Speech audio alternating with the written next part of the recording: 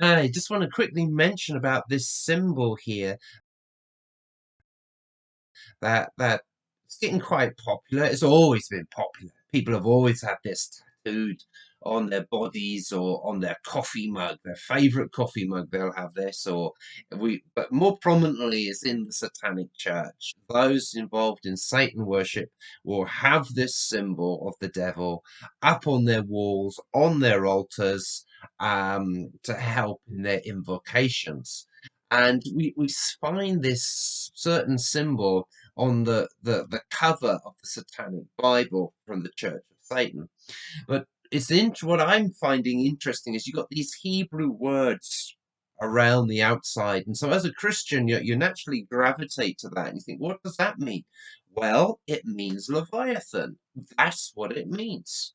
And interestingly, there's a book in the Satanic Bible that I've never read, but I'm told it's called Leviathan.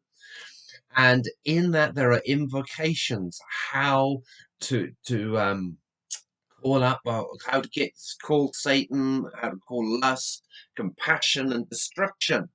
And that so, for example, you want somebody to fall in love with you, you can, summon the devil and you know, call this particular person to come and fall in love with you just to meet your own sexual needs.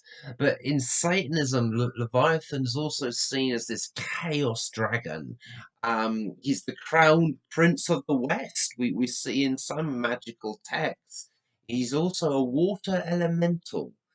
Very interesting there because in the Bible, the Holy Bible now, we discover that Leviathan is found in the sea. That's where we see him. And Leviathan, we notice from the Ugarit texts from northern Syria, indicates Leviathan was a type of snake. And we see this sort of snaky picture in the Bible as well of the Leviathan. Um, in Psalm 104, verse 26, Leviathan is created by God to play in the sea. This sea monster, so big, so powerful, he plays in the sea.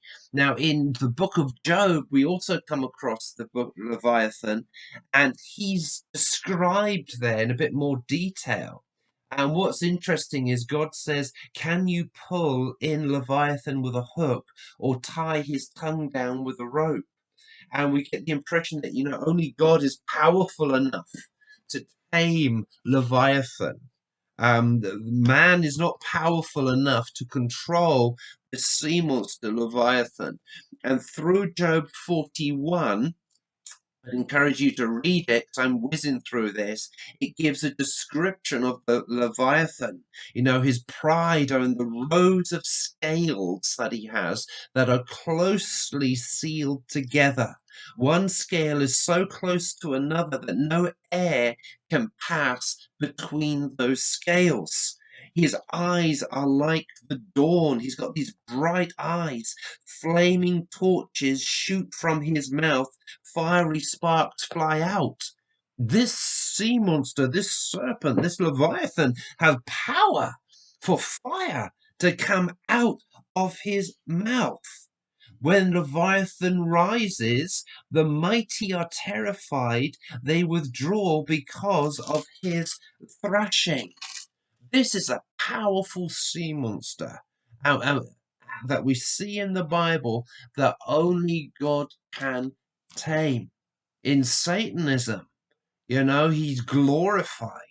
This chaos dragon to be invoked to rule and reign over the West. Interestingly, in the book of Isaiah, chapter 27, verse 1, gotta read this verse because I'm a Christian. On that day, the Lord, with his harsh, great, and strong sword, will bring judgment on Leviathan, the fleeing serpent. Leviathan, the twisting serpent, he will slay the monster that is in the sea. So what we see here is, don't mess with the Leviathan. He's so powerful. You cannot control him as a human. We cannot invoke the spirit of Leviathan. Only the Lord, only Yahweh has power over Leviathan. Now, if we're coming under his influence, if we're afraid of that particular spirit of Leviathan that's invoked, then hide in the Lord Jesus Christ, call upon his name, and you can be delivered and rescued, because only the living God has the strength to break the power of Leviathan, that serpent, in one's life. So, very interesting, why the Satanists would choose Leviathan and even, and seek him. But we choose the one who created the Leviathan. We choose the Almighty living God. And I would ask you all to turn from Satanism and to believe in the Lord Jesus Christ for salvation. Even if you've got this symbol tattooed on your body, there can be forgiveness. There is forgiveness in the Lord Jesus Christ, who breaks the power of pride and Leviathan.